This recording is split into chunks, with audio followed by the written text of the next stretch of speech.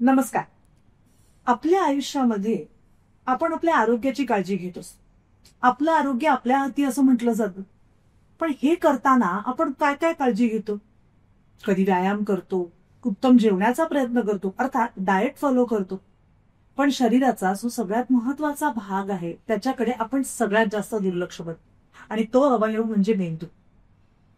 दिवसभर कार्य करणारा, आपण रात्री झोपेत सुद्धा कार्य करणारा मेंदू, ह्याला आपण तेवढा आराम, ह्याला आपण त्याची तेवढी काळजी, हे सगळं घेतो का?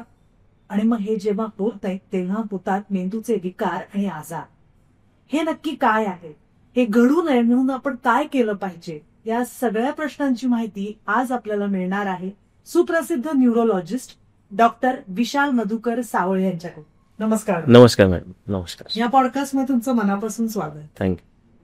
खरंच मेंदू हा विषय सगळ्यात जास्त दुर्लक्षित केला जातो आणि याविषयी तुम्ही या सगळ्या गोष्टींवर आज प्रकाश टाकणार आहात.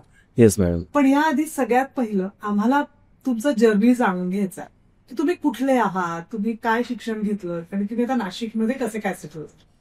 अच्छा, ॲक्च्युली जर्नी सांगायचं तर खूप वेळ जाईल आपला. थोडक्यात मी प्रॉपर बुलढाणा या गावचा आहे आणि माझं एज्युकेशन मल्टिपल सिटीजमध्ये MBBS माझं GMC लातूर, नंतर MD आणि DM neurology central government institute IPGMR Kolkata आणि रेसिडेन्सी म्हणजे after completion I work in JJ hospital, grand medical college Mumbai, नंतर ESI हॉस्पिटल. नंतर त्यानंतर ॲक्च्युली मुंबईवरून आपल्याला होमटाऊनला जायची इच्छा होती, बट त्याला म्हणतो ना आपण की काहीतरी एक डेस्टिनेशन ऑलरेडी ठरलेलं असतं.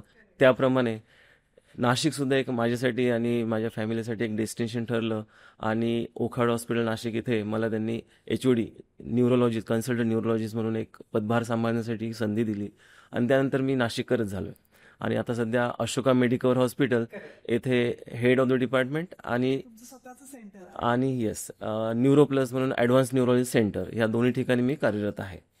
सर, जेव्हा आपण एखाद्या न्यूरोलॉजिस्टकडे किंवा मेंदू बद्दलचे प्रश्न असतात, काय होऊ शकतात विकार, यामध्ये सगळ्यात लोकांना माहिती असलेले दोन आहेत. एक म्हणजे वर्टिगो, त्याच्यानंतर ब्रेन स्ट्रोक आणि तिसरा थोडाफार प्रमाणे प्रत्येकाला आहे असं वाटतं तो म्हणजे मायग्रेन.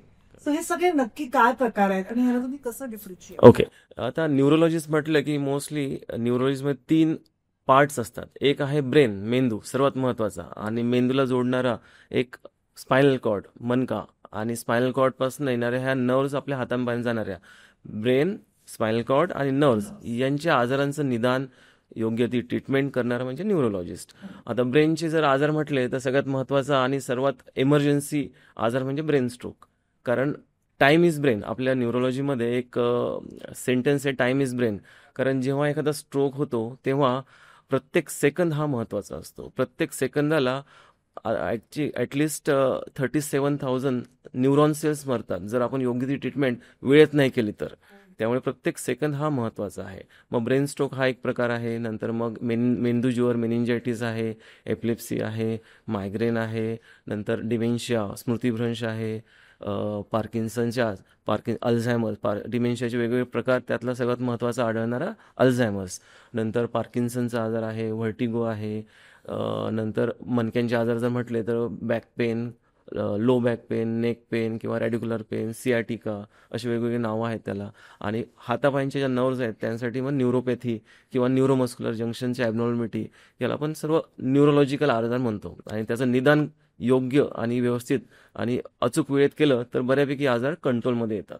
सर, हा माझा पर्सनल एक प्रश्न आहे. ब्रेन स्ट्रोक आणि ब्रेन हॅमरेज म्हणजे नक्की काय असतं? वेगळं आहे का एकच प्रकार? ओके, स्ट्रोक किंवा ब्रेन स्ट्रोक किंवा ब्रेन अटॅक जेव्हा पण अचानकपणे एखादा रक्तवाहिनी, ब्रेनची रक्तवाहिनी ब्लॉक होते, आयदर ब्लड क्लॉटमुळे किंवा रक्तवाहिनी रप्चर होते, फाटते, तेव्हा एक हिमोरेज नावाचा प्रकार येतो. थोडक्यात सांगायचं असलं तर 2च प्रकार आहेत. एक आहे इश्केमिक स्ट्रोक आणि एक आहे हिमोरेजिक स्ट्रोक.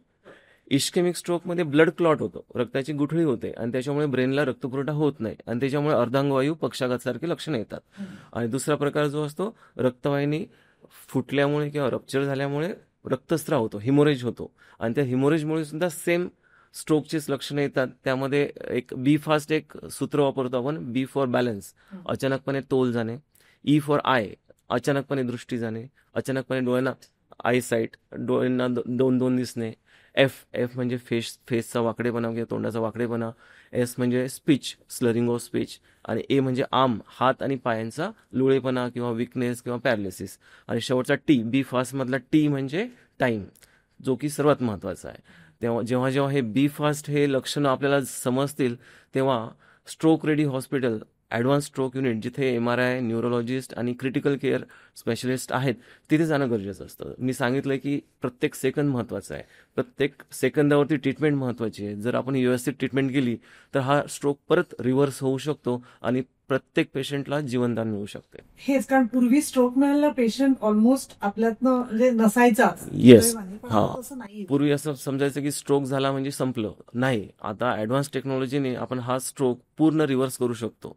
जर पेशंट आपल्याला 4.5 तासाच्या आतमध्ये आला तर आपल्याला थ्रोम्बोलायसिस नावाचा एक प्रकार असतो. हो. त्याच्यामध्ये एक मॅजिक इंजेक्शन किंवा क्लॉट बस्टिंग इंजेक्शन, अल्टीप्लेस किंवा टेनेक्टिप्लेस दिलं तर क्लॉट बर्स्ट होतो, परत रक्तपुरवठा चालू होतो आणि पेशंटला परत पॅरालिसिस रिव्हर्स होत असतो.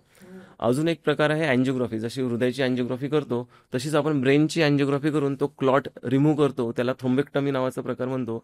या थ्रोम्बेक्टॉमीमध्ये सुद्धा परत रक्तपुरवठा नॉर्मल होतो आणि पेशंटचा पूर्ण पॅरालिसिस रिकवर होतो.